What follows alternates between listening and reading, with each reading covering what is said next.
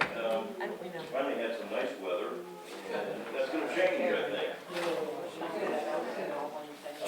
And as always, we thank the City of Wilder for allowing us to use the facility here and the space.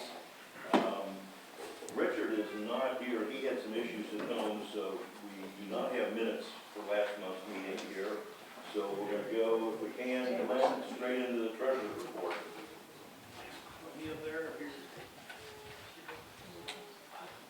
I think you talk loud. There you go. We opened the month with $7,917.75. We had $150 worth of regular renewals. We had 4 lifetimes for $600.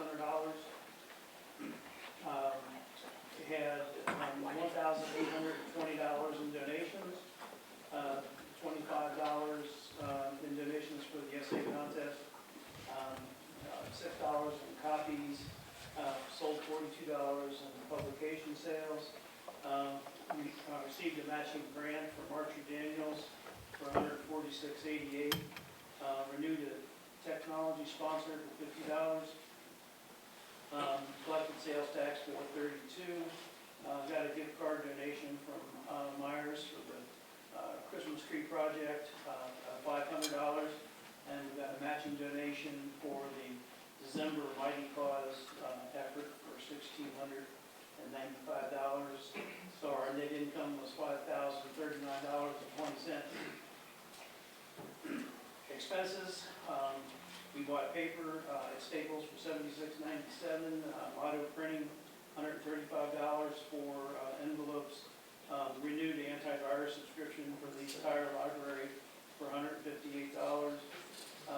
Paid the fourth quarter copier charges, $376. Lease payment, $16.56. Paid PayPal, $374 for processing fees, and then we bought supplies for the Christmas party for $15.96. So expenses were $884.01. Ending balance $12,072.94. Very good. Thanks, Glenn. Jan? I don't like looking at everybody's backs. Coming up here. Membership, when at the beginning of the year, we kind of start again. So currently, we have 156 members who have paid their dues for the year 2026. Members in good standing, that includes 82 life members. And there's more because Glenn has a whole stack of renewals that he has processed, but they haven't gotten to me yet. So there are more. And there's more in the mailbox. So that's a good thing. And reminder that dues have gone up to $15 per person. If you're a couple, it's $25, and life membership is still the same at $150. And then you never have to worry about paying your dues every year again. The January newsletter was mailed. You should have received it. We have about 2 dozen people who received theirs via email as an attachment. So if you're interested in getting on that list, instead of getting yours in the mail, you can see me and I'll switch you to that. But we do, the main thing is that we want you to read your newsletter. So whichever way you would do that the best is the way you should get it, in paper copy or online. The next newsletter will be out at the end of April. It'll be the May issue. And I've already gotten articles from people to put in the newsletter. Send me anything you have that you'd like me to put in, even if it's just a query about ancestors that you're looking for. I can put that in the newsletter. We'll also have the student essay contest winners in the May issues, some of them. We can't put them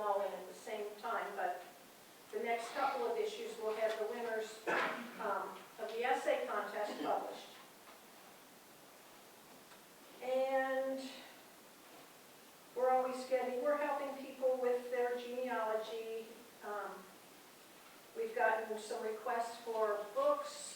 The Boone County Library is going to be purchasing a bunch of our publications. We're going to donate a few of our publications to them, and they're going to buy a bunch of others. Problem is, we only have a small supply of some of the books they want. So we have to get them reprinted. So I told them it would take a little while. The biggest family history conference in the world is coming up on March 5th through the 7th. It's called Roots Tech. It's in Salt Lake City. So you can go and have a vacation. But you can also see over 200 of their sessions online for free. If you go there and try to attend, you have to pay to attend. But a lot, not all, but a lot of their sessions are online for free. So you can just Google Roots Tech 2026 and you'll get all the information. They have some really good keynote speakers coming up. The one I remember is Marlee Matlin. She is, she was in the movie, and I forget the name of it, but she is deaf herself. And she's an advocate for the deaf population. She's going to be one of the keynote speakers. I'm sure they'll have interpreters for her. And several other people's names that you would recognize as keynote speakers. And they talk about their family history and why their ancestry is important to them. So it's really a very nice conference. That's it? All right, thank you. First of all, I'm going to make a public apology to Richard, who's not here, but I'll talk to him privately, and to Glenn. When I was here in November, made the Veterans Report, I made a statement that a lot of Richard had given us the Civil War veterans sheets that listed he'd been researching. And I said, everybody give Richard McCormick, our treasurer, a special thanks. Well, guess what? He's not the treasurer. He's the secretary. And Glenn is the treasurer. What's really interesting is nobody called me on it. Not him, nobody. So I made me wonder, was anybody even listening?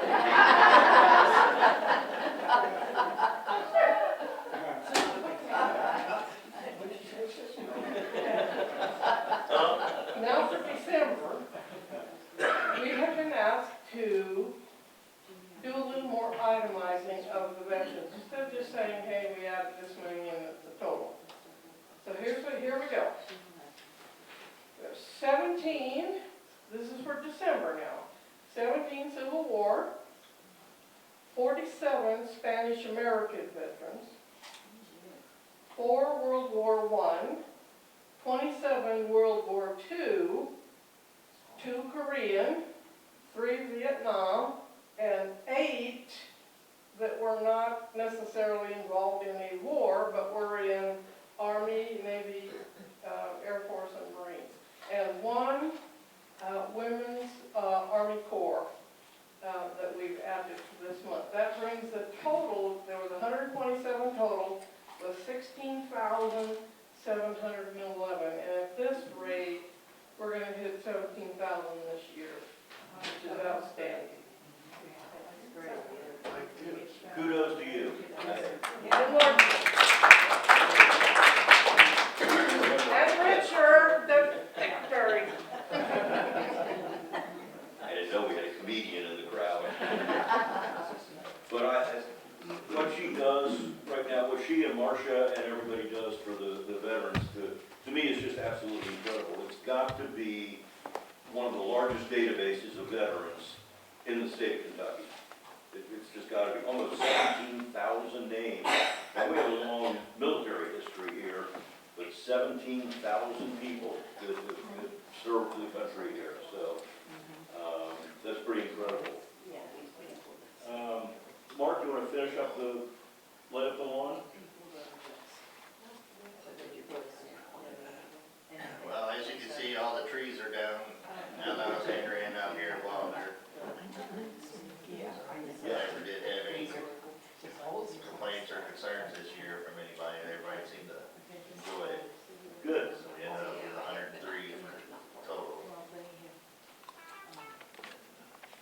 So every year this has grown, and this year we're over 100 trees, 76 in Alexandria, 27. and 27 here in Wilder. And there's already 6 or 8, one in Alexandria for next year. right? Yeah, we've already got people signing up for next year, so that's been a phenomenal thing. And I watched people in Alexandria at our office, you could look out the window, and there were people that would stop their cars in the parking lot and then just walk up and down all the aisles, just to see all the names, and it was pretty neat. A lot of people really appreciated it, so we'll do it again next year. Okay, and we thank everybody who bought a tree and was involved in that, and certainly all the volunteers, because there are hundreds and hundreds of hours that these people put out.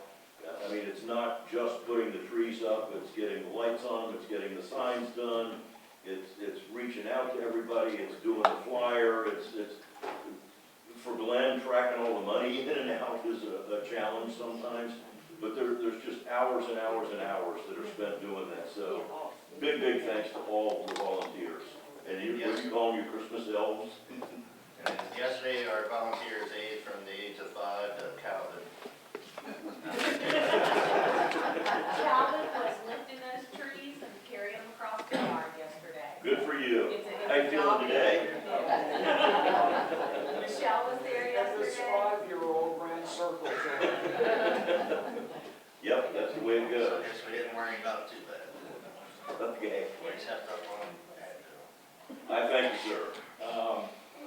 Just a couple of notes.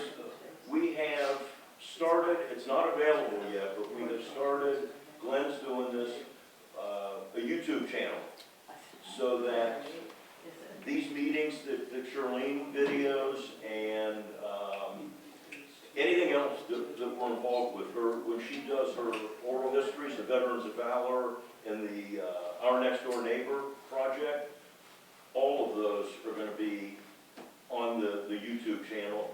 So you'll be available, they will be available for you to see at home anytime you want then. We've got to get a link on our website in order to do that. I had a conversation with our computer guy this morning, and we're going to set a time for a meeting so that we can get all that accomplished. And so probably by next month, I'll be able to tell you that it's up and running. I'd like to say something about that because we used to just put them on Media Central at the cable office. Now, they don't have very many, only in the last several, maybe 4 or 5 shows. They don't show anything that I've done from 2008. Yeah, and seeing them on cable media was really cumbersome. You really had to know Real hard to how to find get it. the Hard things. to find them. Yeah, and so we're gonna make it, to us, it's important what we do here, so we wanna make that available to people, easily available. So you don't have to be some computer guru to get to the stuff. We go to all the trouble and spend the time to interview and produce it. It should be available all the time. Yeah, very true.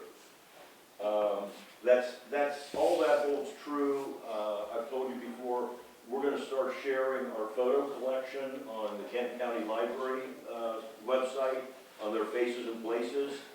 Same deal, we've gotta get the link on our website, so once we get that done, we'll start posting our photos over there, and you'll be able to see, along with the hundreds of thousands of photos they already have from the Kenton County Library, ours will be added to that now. So that's gonna be a pretty incredible collection.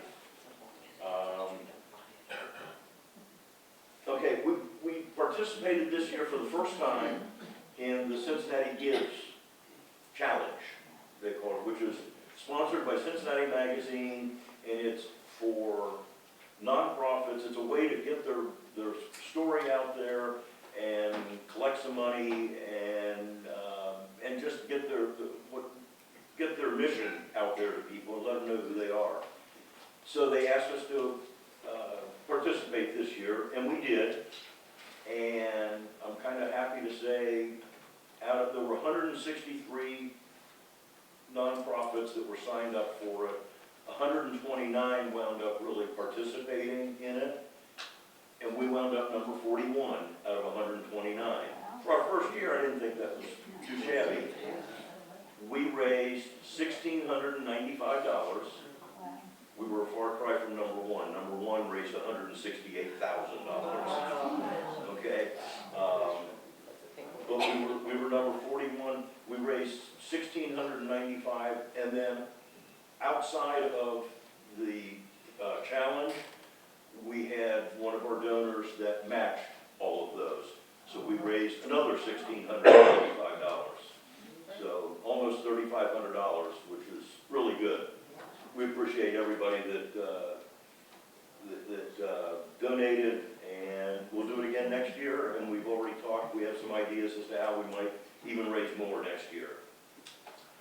Where am I here? Put these on, it would work better.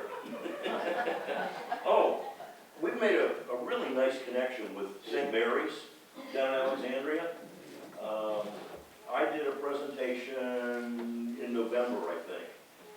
And the next day we were open, we had two people that came up. They were just excited, they wanted to see some things, so there were two of them that came up, and now I got a call from the lady who did it. They've had more inquiries, and there's another dozen people that are gonna come up. She should be calling me in the next couple of days, and we're gonna schedule a time to get a dozen people up to our office from St. Mary's, just to visit the website, or the office and everything.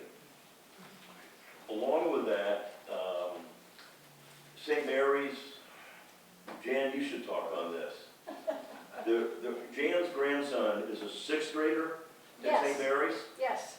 Sixth grade at St. Mary's, the boys, there's a team of 7 boys in the robotics club, and it's a sixth grade challenge. They build a Lego robot, and there's a theme, and they have to do a presentation, and then they have to have a contest where their robot has to perform missions.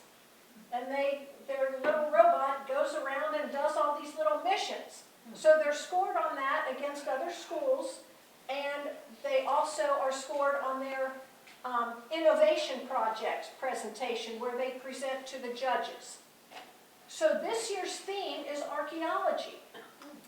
And their specific innovation project is artifacts, preserving artifacts and taking care of artifacts. So I thought that had a tie-in with us, since in our museum we have lots of artifacts.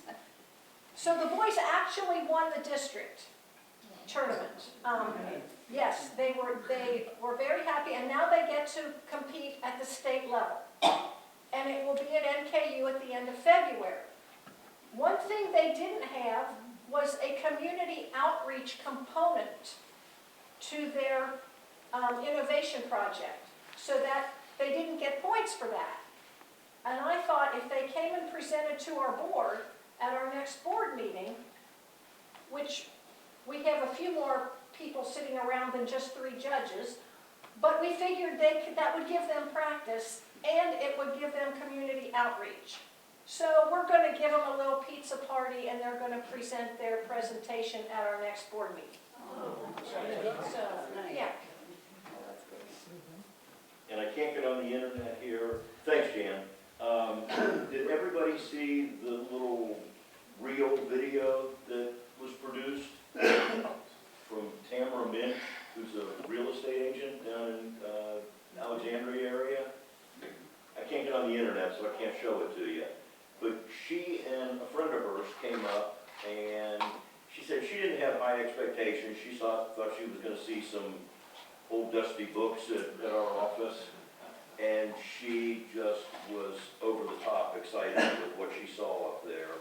And they did this little video, and she posted it on Facebook.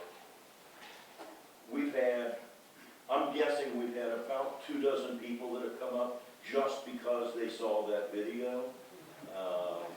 One of the things she talked about, we have the police that carried the head of Pearl Bryant back in 1896. and I had, the first two people that came in, they said, "We want to see the police." They never said hello or anything, just, "We want to see the police."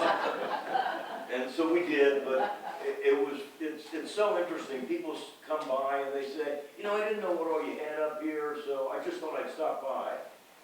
And 3 hours later, they're still here because they found so many things that have intrigued them. So it's, if you come up to our office, plan on spending a little bit of time.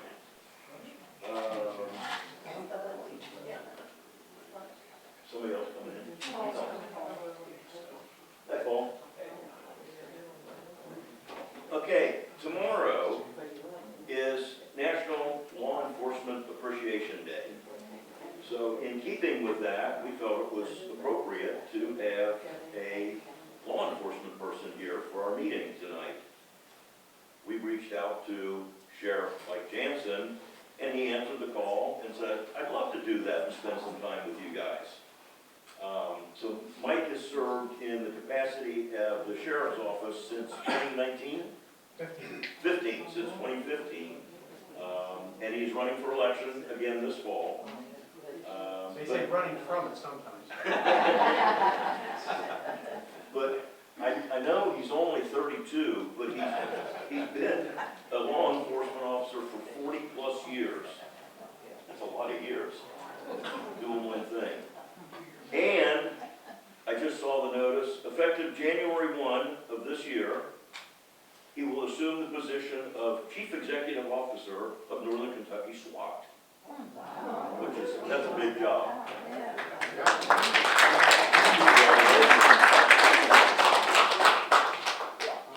So with that, I am happy to, first of all, say thank you to you and all your officers and all the officers that are out there, and to introduce you to Sheriff Mike Jansen, and he's going to tell us all about the Sheriff's Department. Sheriff? I did it again. I'll close with that. All right, Steve. Sheriff's Office. I appreciate that. Let me tell you a little bit how I became the chief executive officer. Did you bring your ticket book? You're gonna write us tickets? I'm gonna go get my camera so I can do facial recognition. Here we go. Paul, how you doing? Good. How you doing? My fellow committee member on the Board of Elections, but you won't see me after this year because Ken Fetcher has to be appointed since I'm on ballot, so you can have fun with that. But if you're on the photos. I'm still on the ballot, they won't let me back. I gotta wait till next year. Anyway, good seeing you. Anyway, back to the Northern Kentucky SWAT. What happened was, we all have little community police departments. They're not little in Campbell County. They're paying very much. Everybody pays a lot. They have the great services to do. So is Kenton County. Well, what happens is Chuck Hornsonborn, great friend of mine who just retired, and I'll tell you a little bit about that. He always supported that monetarily wise, and we got all the other police departments that joined in. The SWAT team was on there, and we found out, well, we need more money. So there's a subscription your local agency, if you live in a city, pays to be on that. Well, it got to the point where it got too cumbersome for the budgets, the local budgets. So Chuck and I, over a pizza, his pizza place out there, we got to talking and said, how can we help our citizens in both of our counties? And he goes, what are you thinking? I said, well, you already put money into it. I just came on because I was doing the Alexandria Special Response. And then we joined the Northern Kentucky SWAT. And I said, well, here's the deal. It was $50,000 short budget ball every year. And he was trying to make it up. They were trying to do this. And then we were going to put it out to the other agencies. I said, I will cut that in half. I will put $25,000 from my budget to help all my other agencies and the citizens of Campbell County. You do the same over there, and let's not charge it to the local agencies. Let's do this as much as we can to keep it going. He says, I'll give you one better. I'm going to make you deputy director of our SWAT, since you're putting money into it, and they have a board already, so we changed the mechanisms last year, when we did this in January, that you'll be the deputy director, and when I retire, the longest sitting sheriff on that board will become the chief executive officer. And then he calls me on December 28th, he said, I'm retired, Ted, you're in.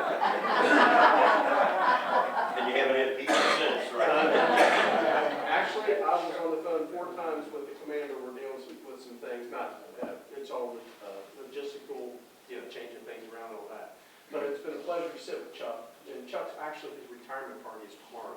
If you can make it to the Freedom Park, from 2 to 7. If you know Chuck and you know his stories and everything else, go tell him congratulations, because he's done a heck of a job. I almost said a hell of a job, I just said it.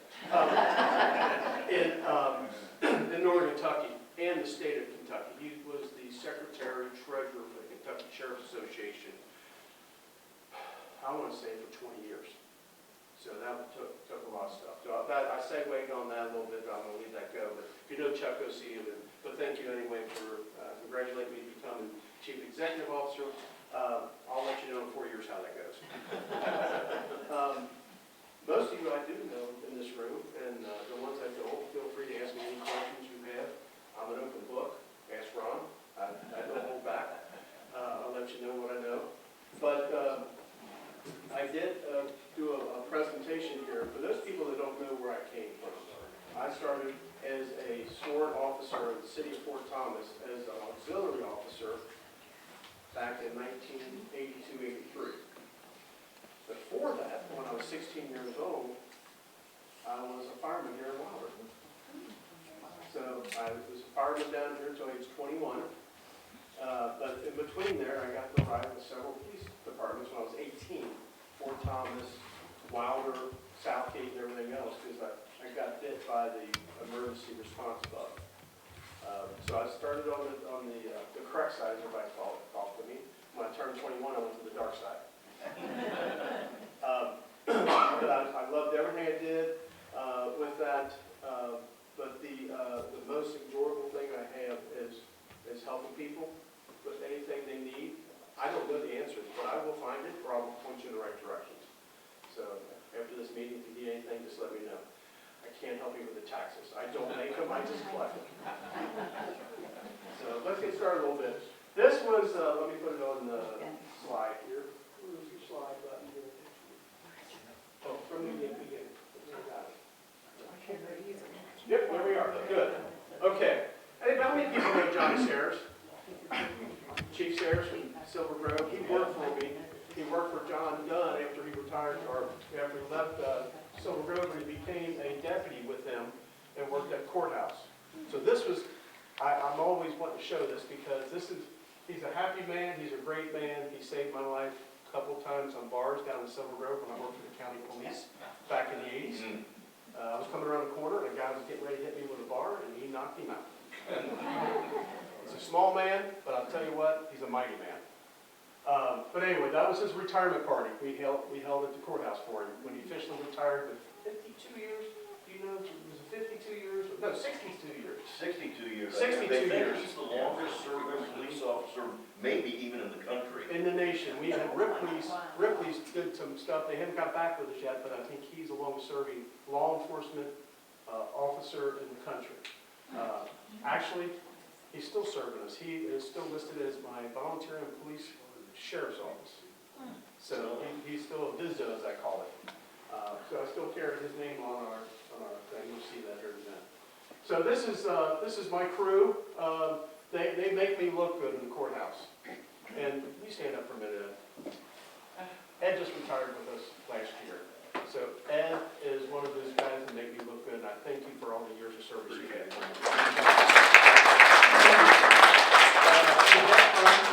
We have fun, but they get the job done. You don't think you have too much issues in the courthouse, but you'd be surprised how many people are very nervous and kind of lose, the subject. And we try to keep everybody calm. So with that said, let me put this out there so I don't have to keep on looking at it. I'm not for experience. Very hard time. He's done this before. Yeah, I have. Oh, here, and by the way, I'm going to give this to Steve. After we get done, if you want the presentation, I made 30 copies. Oh, if you need more, thank you. I'll make some more. Thank you. Okay? These will be up there available. If I give them out early, people will go to sleep or go home. And I know the reason why nobody paid attention to you and corrected you back there is because there was too good of food that night. Okay, let's move forward. So the next slide here I have is mug shots. Those are my deputies and people who work for me. I thought you'd get a kick out of that. They're so serious in there. They don't want to smile or anything when they get their ID and everything else. Well, now why? That's a practice shot in case they get caught. Yeah. We didn't put numbers underneath them for a reason. But anyway, those are several individuals that work for me. Third one at the top is Nick Chaplin. He used to be chief deputy under John Dunn. He came back to work for me as a lieutenant, and he just got promoted to captain. So doing a great job at the courthouse. Dave Garnick, anybody know Al Garnick? Remember Al? Great gentleman. Yeah, he's St. Luke Security, worked as a deputy coroner, but that's his son Dave. Dave was assistant chief in Newport. He came to work for me about 4 or 5 months after he retired. Didn't think he'd get back in law enforcement, and now he was a sergeant, he's a lieutenant. So they're doing a great job for me. I caught all those names here and everything else. Chief Deputy Ken Petra's on the left. Dave Newman, everybody know Dave Newman? Most of you guys know Dave Newman. Used to be a postmaster down Silver Road.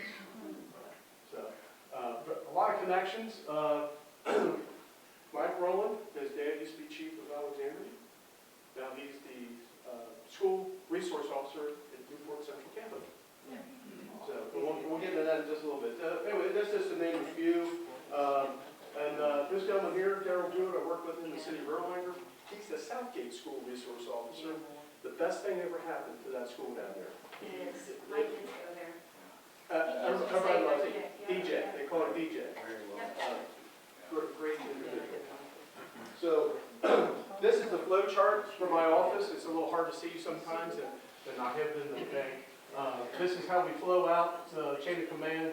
Everything goes directly to Ken Fetcher, it goes out.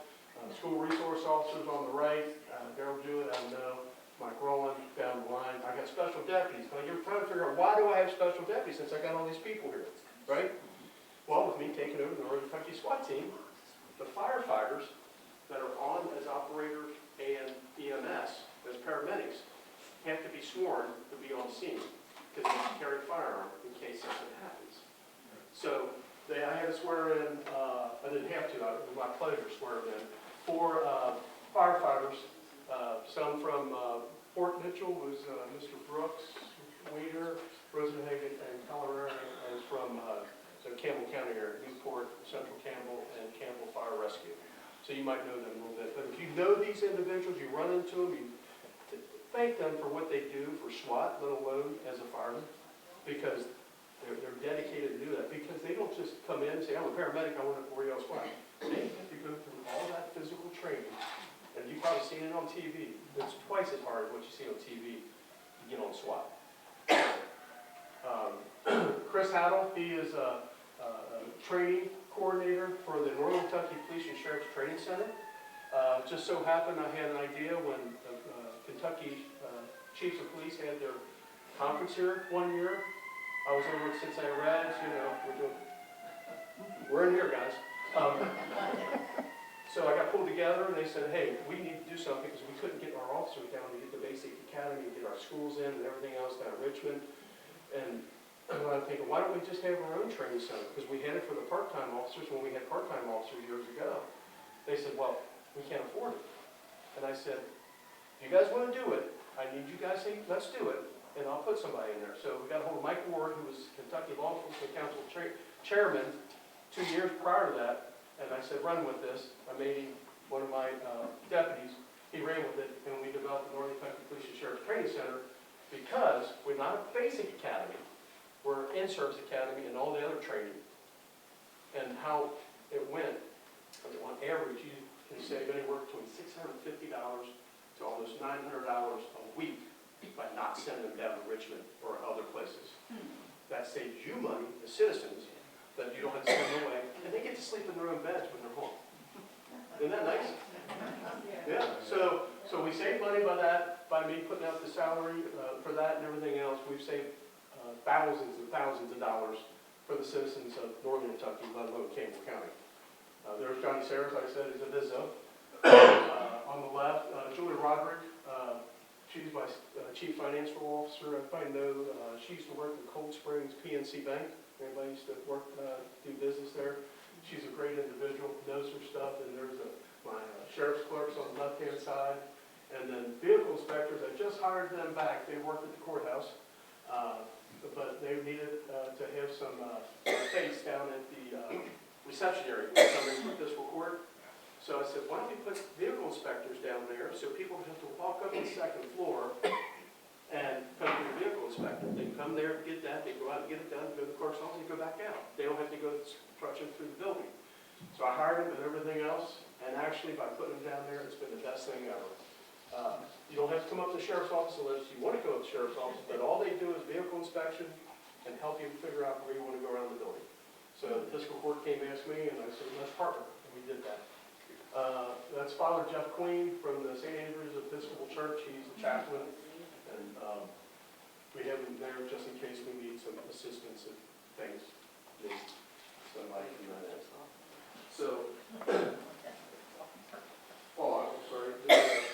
And everybody in the middle falls down underneath Ken Fetcher, the captain, the lieutenant, the sergeant, and then the deputies, and the court security officers. Court security officers basically stay in the building at the courthouse and help with the court there, get everybody in and out. And they're allowed to transport prisoners back and forth to the jails from the court and everything else like that. But basically, other than that, they're in the courthouse. And all the other deputies can either go outside, serve papers, answer calls, whatever needs to be done. So they're full service.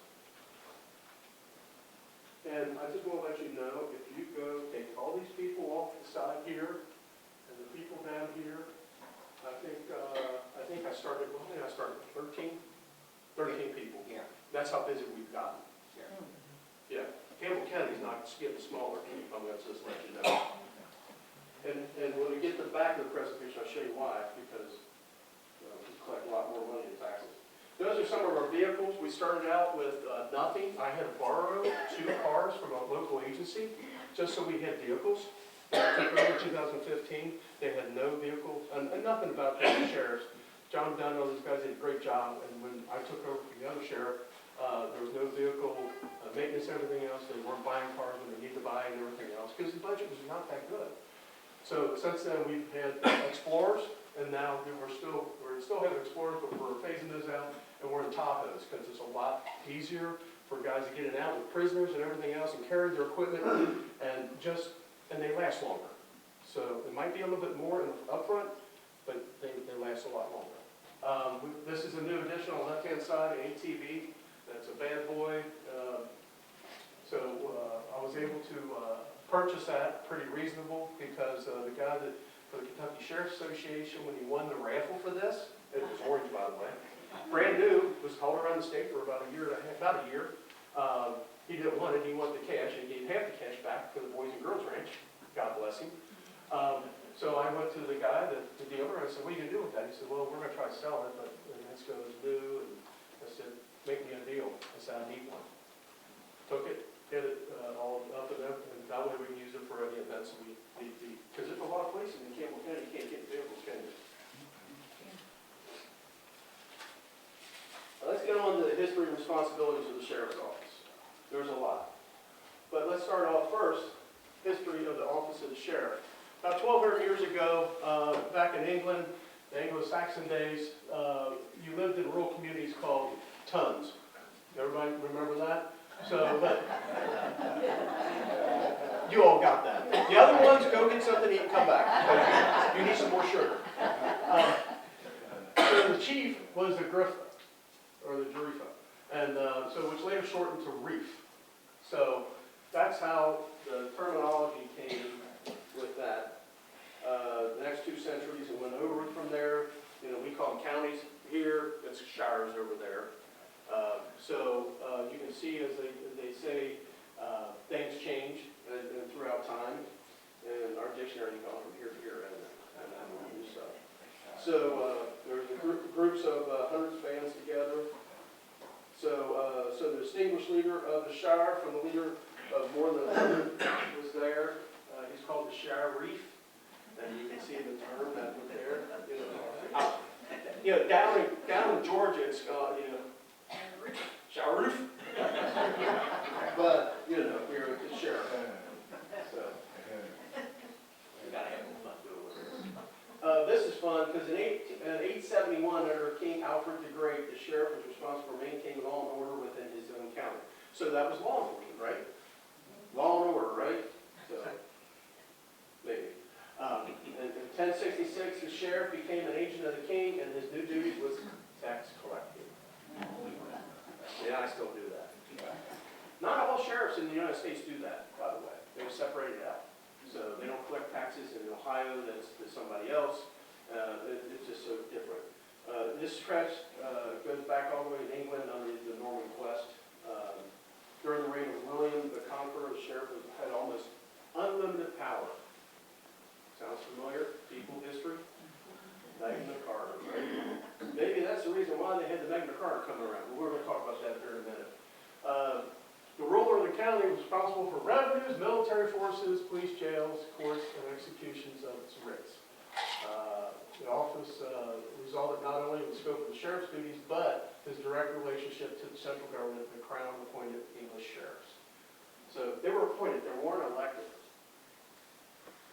And there was our Magna Carta, 1215, right? That's where that came around, and that's when the basic rights came out. That's when a lot of people didn't like that. Some people did over there, and I'm glad it stayed true. Over the next few centuries, the sheriff remained leading law enforcement officer of the county. And to this day, the sheriff is the chief law enforcement officer of the county. English settlers came to the United States. It was not them, but it was in Virginia in 1631.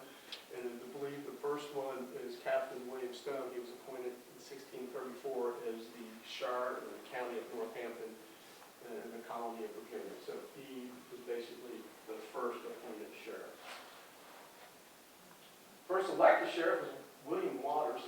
I don't remember that. I had that in 1652 from the same shire. But I think they all got together and said, we need to be elected. We need to be appointed by the people. 18th and 19th centuries, the American sheriffs were assigned broad duties such as tax collection, law enforcement duties, other responsibilities such as overseeing the jails and workhouses. Did you know, say Kentucky, I don't have to deal with jails and workhouses? I smile.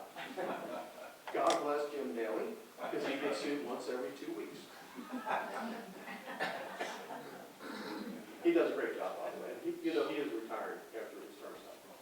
Yeah, so, good friend of mine, and I'll tell you why. I don't know too. Do what? Sorry, say something. I kind of know him too. I think you do a little bit. Yeah. He was state trooper. Okay, since you brought that up, okay, real quick. When I told you I rode in police cars and everything else, I became an agent of the state police, basically a cadet. When I was 18, they grabbed me to go in the alcohol establishment to see if I could buy alcohol. I was that guy because I liked doing it. They transport me from everywhere from here in the cruiser, Jim Daly did, and they would transport you and they'd pick you back up and everything else. I'd go to Lexington, I'd go to Louisville, they would take me down to eastern Kentucky, western Kentucky one time. I went down there, I had cases all over the place. I thought, this is great, right? So I went to court. Guess what happens? They go to court, they work it out locally, right? Most of the time they didn't have to go there. But guess where you need to go when they're going to try to take their liquor license away? Frankfurt. I got so well at Frankfurt, known so well down there, they said, Mike, what do you want to eat for lunch? ABC hearing, the commissioner came in and said, oh, Mike, you're back again. And finally, after about the 16th hearing and everything else, the governor of the state, just take whatever they're going to give you. So I didn't have to go back that much. So I got to know a lot of people down in Frankfurt for that, state troopers and everything else, and then that's how I got bitten by the police department. There was only two reasons why the sheriff either had to be a quick draw or he was dead. Back in the western part of the days. That's why you see all the old movies, everything else. You better shoot straight and shoot fast or you're dead. Don't become a sheriff. Thank goodness that doesn't happen. There's some other famous ones. I'll let you read that. Buford Pusser, the movies made up to him. Joe Arpaio, remember Joe? Did what he wanted to do. They tried to convict him and everything else, and he got pardoned. And then Pat Garrett was out of Lincoln County, New Mexico. I met the sheriff, the city sheriff of Lincoln County, New Mexico, when I went to the National Sheriff's Institute. And he gave me a coin from him and some other stuff. commemorating and then that, so it had Billy the Kid on it. And then everybody know Pat Masterson from Fort County, Kansas. Sherman Block was the highest paid government administrator in the United States back in when he was sitting as sheriff. That's a lot of money. And actually in Los Angeles, they call it not sheriff's office, they call it Los Angeles Sheriff's Department. Until I went to Reno at the National Sheriff's Conference. And I corrected the city sheriff, she didn't like me too well, and she came back the next day and apologized. She said, "You're right, I am elected. I am in office." But they haven't changed everything because it would cost too much to change it. King County, Washington, tracked down the Green River Killer. We remember that, right? Yeah, okay, that was a bad thing going on. And Davison County, North Carolina, famous for no deals behavior and highly unorthodox way of fighting crime. I don't think we want to do that here. Grover Cleveland, he was sheriff. Yeah, so he was the first only sheriff ever elected as president. And I do not want to go to Washington, D.C. And then Seth Bullock from Deadwood fame.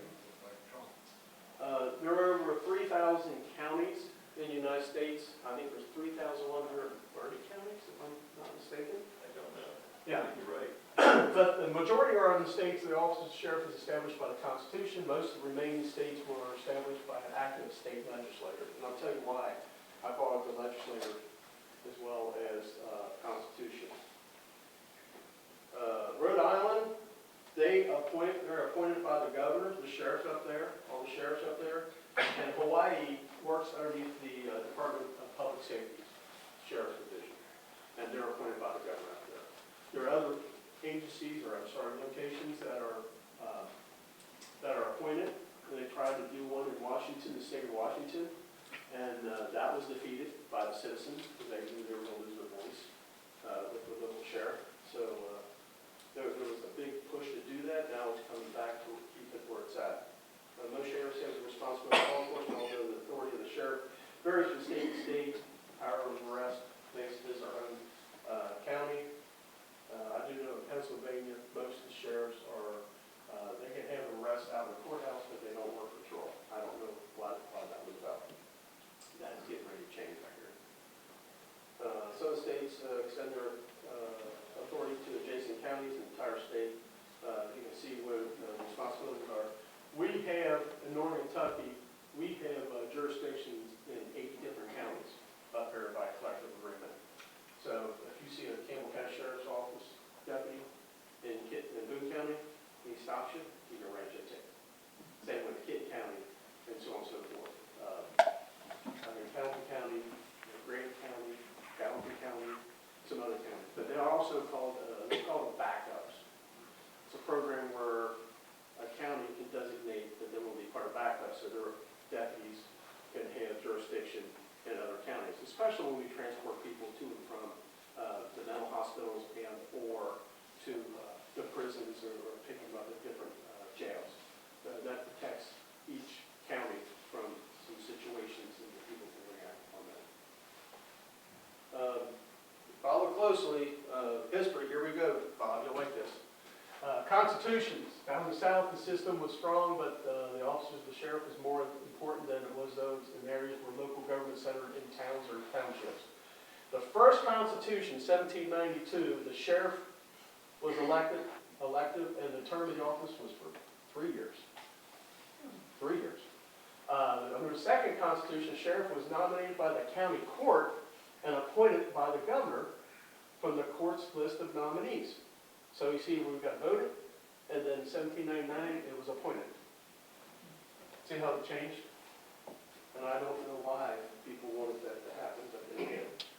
In 1850, the third Constitution, they were again made elective, and in 1891 requires a sheriff for each county. The present Constitution requires the election of the sheriff in each county. His term is for 4 years. That's where we're at today. And it says relates to duties of tax collection duties and all that. And obviously we don't have jails, like I said, that's a constitutional office, and that's underneath Jim Daly right now. Qualification to become a sheriff. This kind of sounds silly at age 24. I think you should be older, but I can see why back in the day they couldn't find enough people to be sheriffs because it didn't pay that much, and that still doesn't pay as much as you would think the police chiefs make. Citizen of Kentucky, resident of the state for 2 years, but you have to be a resident of the county for the election for 1 year. So you can live down in Mason County and move up there a year before the election and run for sheriff.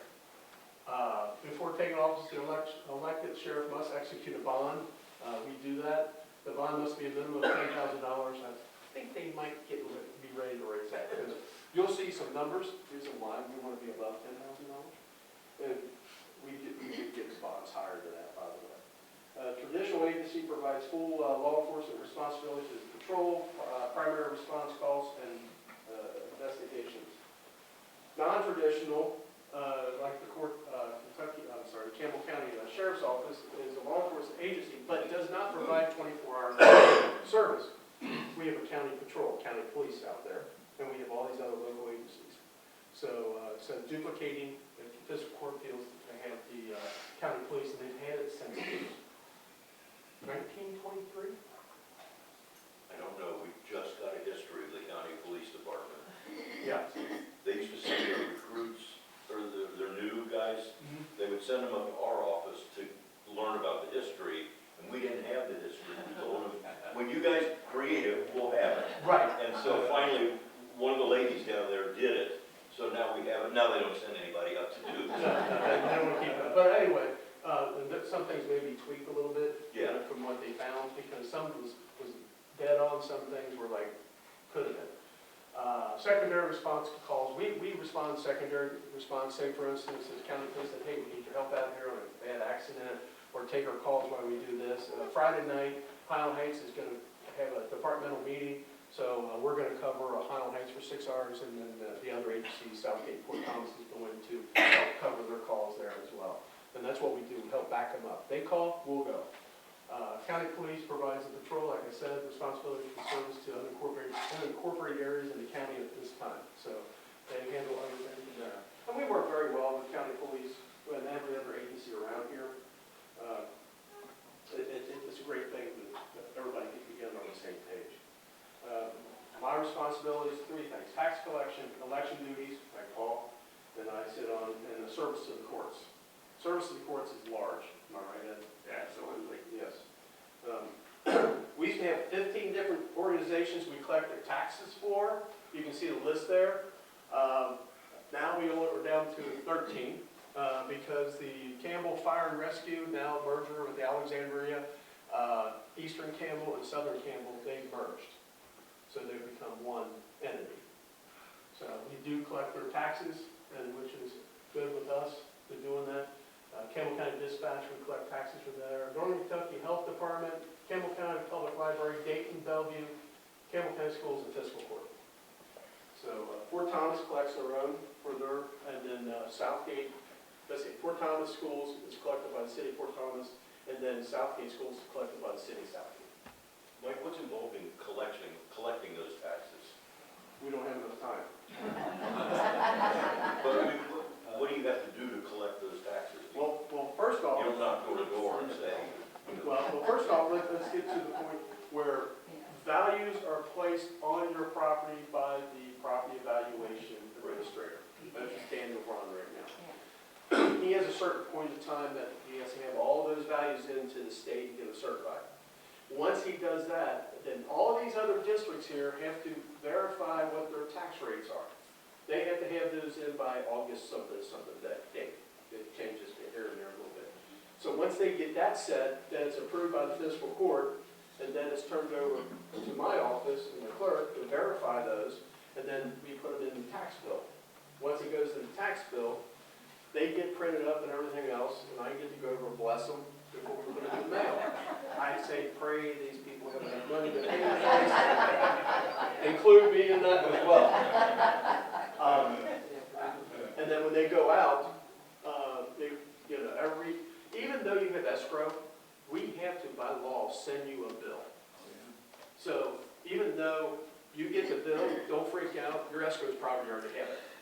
Because we work with the banks and people that do escrows, and we give them a whole list of what they have, they verify it. They send us an ACH, and Julie Roderick, I showed you, she's great at it. She'll go through every bill, make sure it's exact what needs to be done. If they send us too much money, we send money back to them. We don't hold on to money. People always think I hold on to money. So then those tax bills go out on like the 30th of October, so that it drops in the mail by November 1st. Open your mailbox. If not, don't blame me for the postal service. If you don't get them on time. And then, did you know on our website, when you go on our website and go underneath tax collection, tax information, go on there and put your name in and pull up your property, and you know what your tax bill is when those tax bills go live. So you don't have to call our office. You can, but we did that for convenience of you to look on that and everything else. You only got to put one. Either put your last name and go down and find your property, or if you know your PIN number, which nobody knows the 999-99. Well, some realtors do.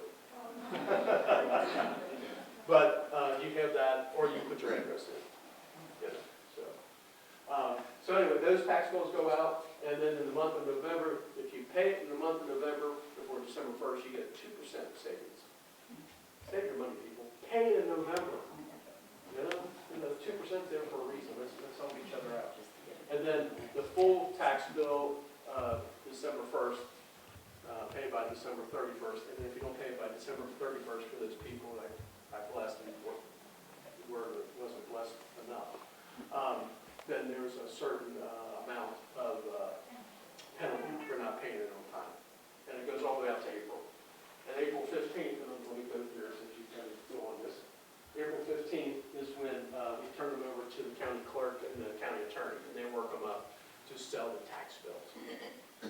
I'll go back to that in a minute. So on October 30th of last year, 2024, going back a whole year, there was 41,366 tax bills sent out, and about $84,431,075.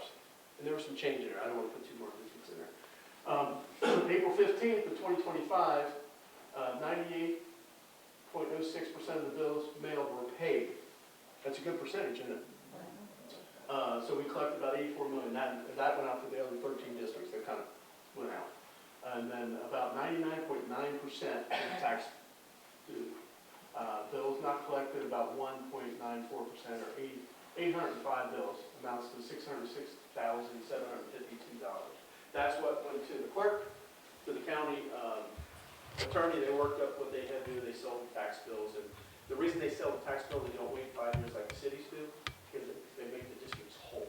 Once those tax bills are sold, they get the money back, and they separate it out and send it to the right district who gets it. But you don't have to confront the property owner. You just send it to the clerk and they deal with it. Yeah, not 1920s like I used to. Okay. Because the sheriff was personally responsible for going out to each house to collect the money. Yeah. Yeah. So that's changed. That is fully changed. Okay. Now, if you write us a bad check, then I come out and say. So October 30th of 2025, this past year, that's how many bills we sent out. A little bit more tax bills went out. Went up to $89 million. Tax rates didn't go up. What went up, people? Property value. Yeah. And FYI, if you live in Fort Thomas and a couple other communities, they're coming back to reevaluate this year. So, yeah, I know. He told me that. I still call him Dave. But on December 31st, recently, 95% was paid. $84,916,000 some odd dollars. So bills not collected so far is 1,953, which is good because they still have January, February, and March, and half of April to take care of. Then tax bills are moved, like I said, to the clerk for sale. Yes, I give out my office number, my email, if you all want to ever ask me a question, feel free to email me. But if you want to just ask a general question, just write sheriff@campbellcountyky.gov. That goes to myself, Chief Deputy, and Julie Roderick, and we'll figure out where to send it to so we can get your answer you're looking for your contact information. So let's see what else I got here.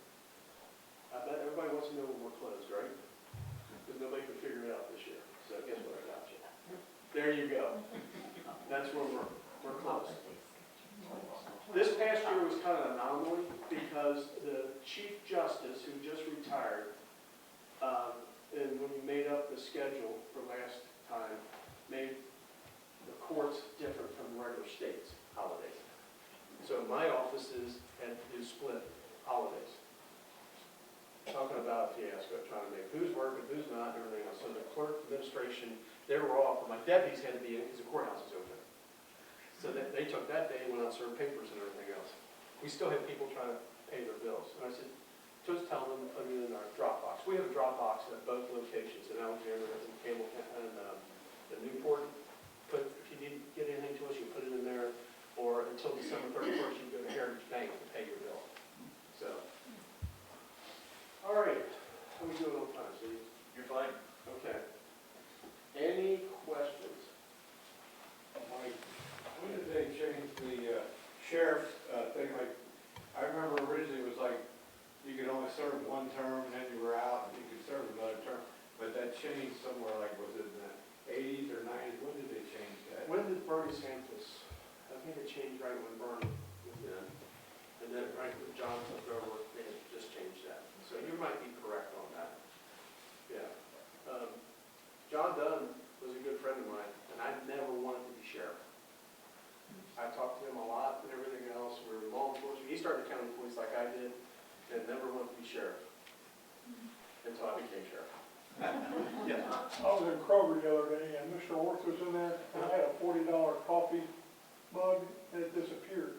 You know what he made me do? What? He made me come down to the courthouse and look at mug shots. And that's why we got a swing turned off. Question? This is a response. All of my great-grandparents came from Germany, Okay. and you talked about this being English, Anglo-Saxon. My name is Schulteis. The meaning of Schulteis in German is mayor or sheriff of a small town. There you go. So, I like that. I did know some Schulteises. My family came from all different directions. The Jansens came from Austria, Germany area.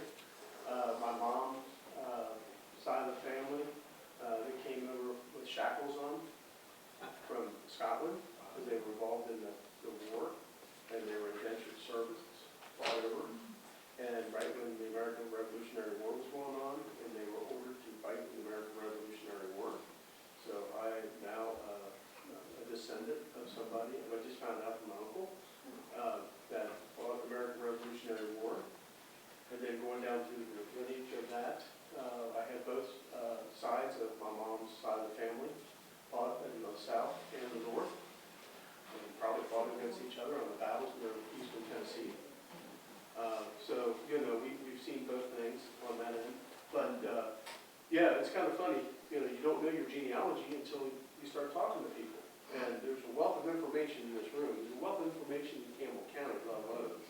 Who owned what, you know, what they did, how they get here, and everything else like that. And I never thought I would have anybody related to the American Revolutionary War until he sat down and talked to me. And then I found out in Salt Lake City, anybody been to Salt Lake City to the Mormons depository out there? They will help you. I was out there in 93. Yeah, 1993. I just happened to go sightseeing. Well, I got stuck there for 2 days. If you go down the pigeonhole and you can't get out, it's just like, oh, this is interesting. And I had somebody reading German to me about my family over back in Europe. And it was so interesting. But that's enough about me. Yes. How many counties have county police departments and sheriff's departments? Oldham County, Kenton County, and Campbell County. Yes.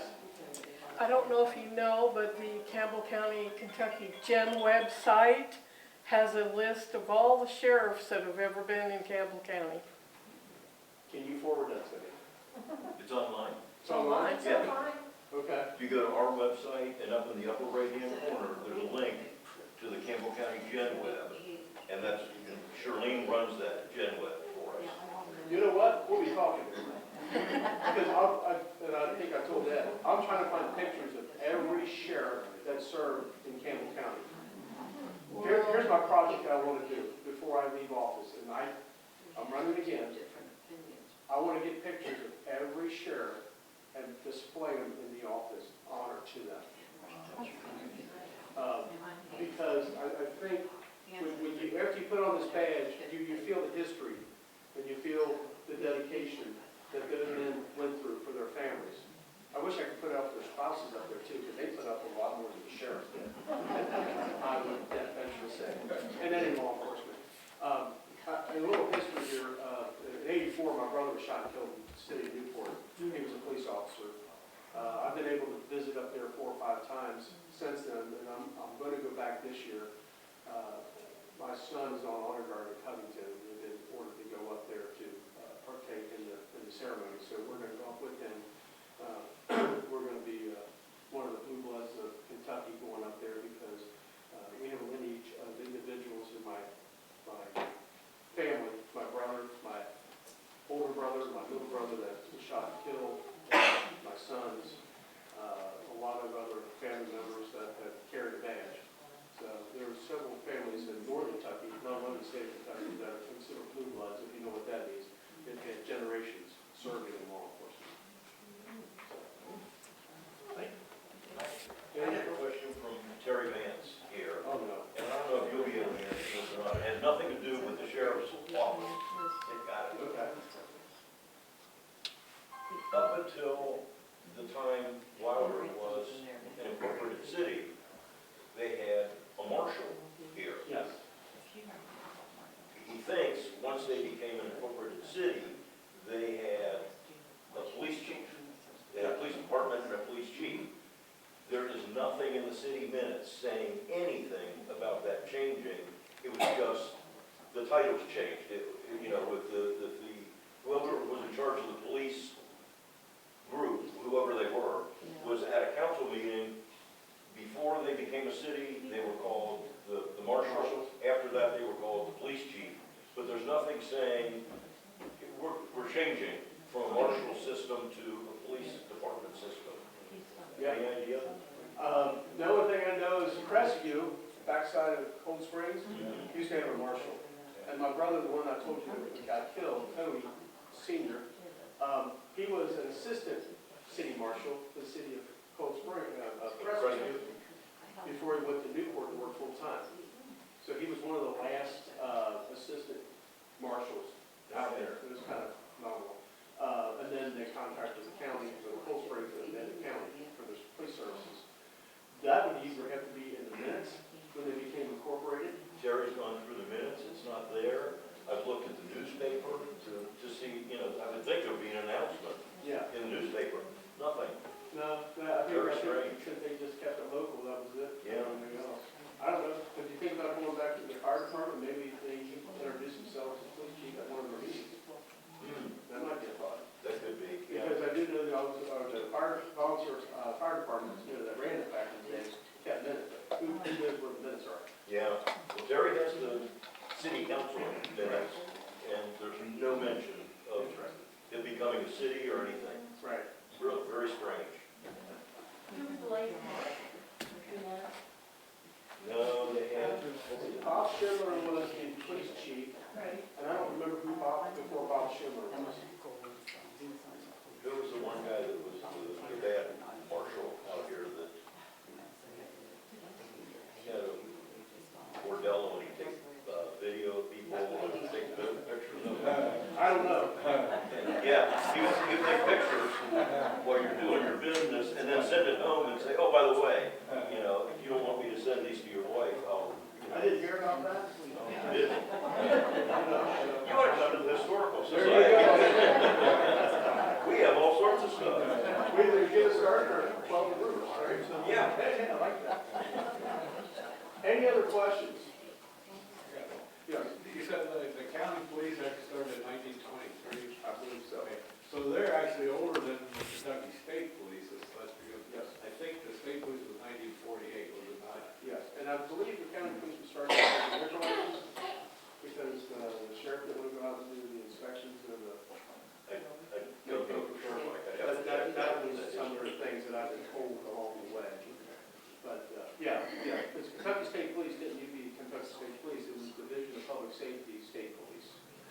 as highway patrol, Okay. and then become Kentucky State Police.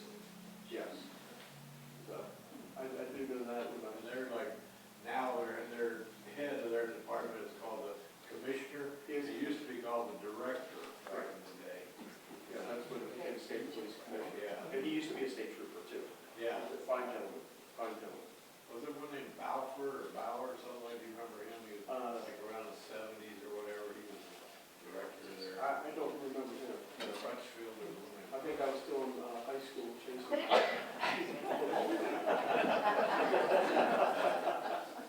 Paul probably remembers those guys.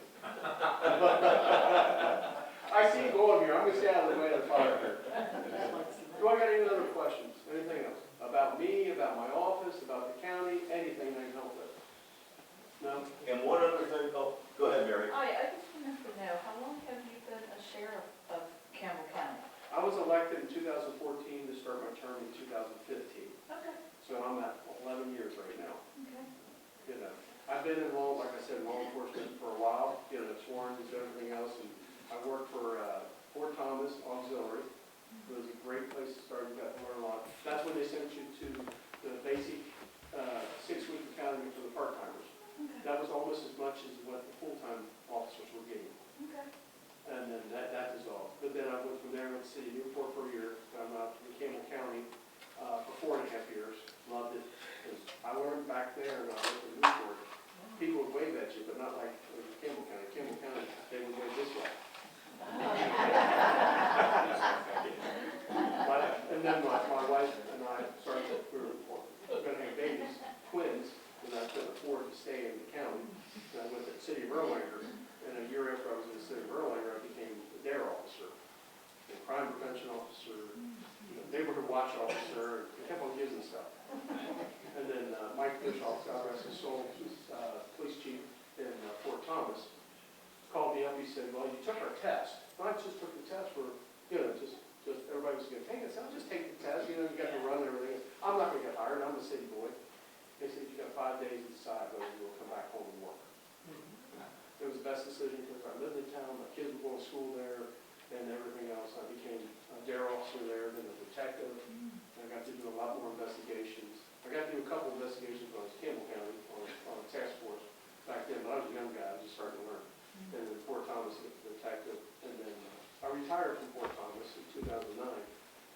Promised I was going to go to real estate like my dad, everything else. 3 months later, I was working for the Commonwealth Attorney's Office as their Commonwealth detective. And was there for 5 years, and that's when they said, you're running for sheriff. I said, no, I'm not. Yes, you are. No, you're not. Yes, you are. Thank you. What's You've on been your there a wish long list time. now? What's on my wish list? Yeah. I want to see my grandkids graduate from high school, and or be around to see them get married, to see them go through the trials and tribulations I did, and sit back like most of you are doing and say, I told you so. I got a great family, great network. My wife is fabulous. Some of the people that live in jail and everything else. Best support you ever wanted to have. Unbeknownst to you in law enforcement, fire service and everything else, I've only been married once. That's an anomaly. Yeah. I love, is this thing still running? Leave it on. You still take The that? best thing I Or would you do. still take it? It's still going. I never turn it off. So, yeah, I enjoy life.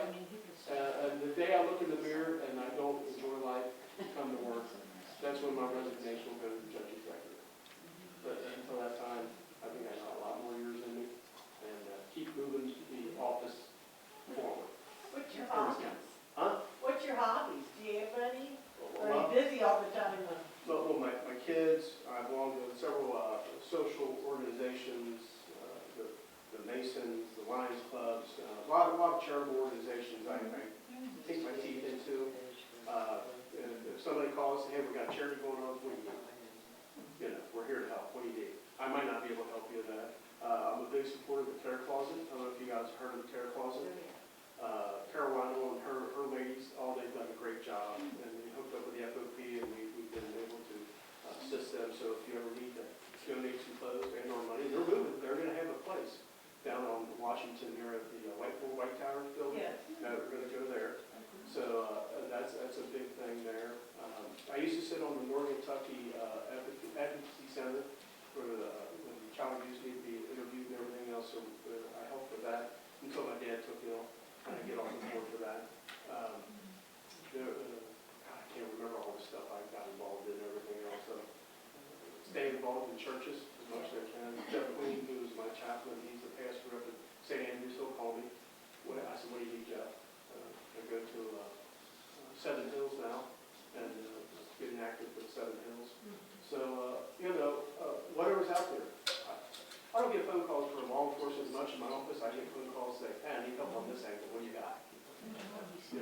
So it's nice to have great people like yourselves and everything else we can reach out to. Bob? Well, do you know who the worst sinner in the Bible was? I'm sorry, what you said? Who was the worst sinner in the Bible? I've read a lot of them, but don't tell me. Who do you think it was? It was Moses. Moses? Yeah, he broke all 10 commandments. That's why I hesitate to answer this question. And he's the only one that called me on my birthday, out of the clear blue, and sings me happy birthday. Okay, I'm ready to run off the long enough.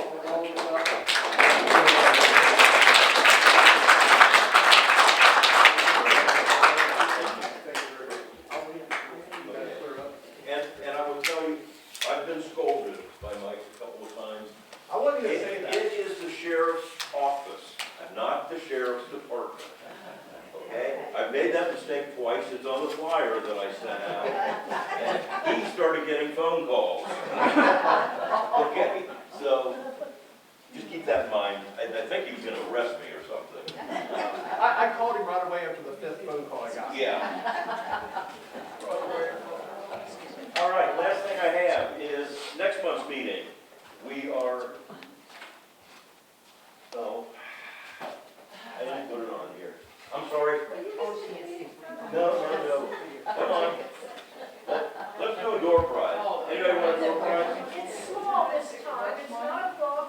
We have a note card with scenes from Campbell County, and we have some little postcards of the Peace Bell, which is no longer there. It's in storage. It's in storage. Run by it every day. It's in storage. That means we'll never see it again. Who's gonna be the lucky person? That one.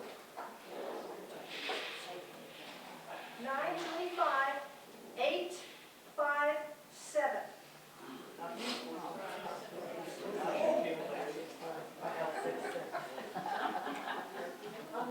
Any takers?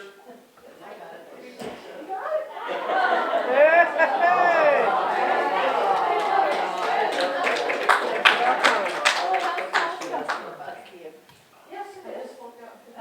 She said by someone. See, you get lucky when you do the food, right? Okay, next month, we are back here at Wilder. Hopefully we'll be downstairs again where it's not quite as crowded. I don't know, about 3 months with that elevator being down. But next month, we have Jennifer Williams, who is the rather new Historic Preservation Officer for the city of Newport, coming to talk to us about what she does in her department. There's been some issues there with, historic districts and this, that, and the other. There's some talk about the History Museum down there. There's all sorts of things they're discussing. And so Jennifer's going to bring us up to speed on that. The following month, we have, wherever she went, oh, there she is, Jan Lester, coming to talk to us about genealogy registries, Lineage societies. lineage societies. Okay. And Sheriff, are now, since you have a Revolutionary War ancestor, you're eligible to join the Sons of the American Revolution. I have the application on my desk. Very good, very good. But you have to prove it, and that gets to be a challenge. I hear Proven, there. I can go on my uncle's, I found out, Okay, because he's already done all that. There you go. okay. Yeah. There, and I hear they're easier than the Daughters of the American Yes. Revolution, and I found that out.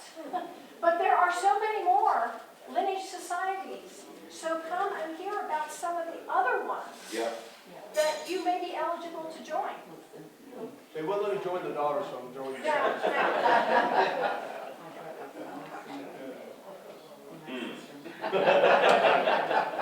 And that's all I have for this evening. Anybody else have anything for tonight? With that, I say be safe going home, and thank you very much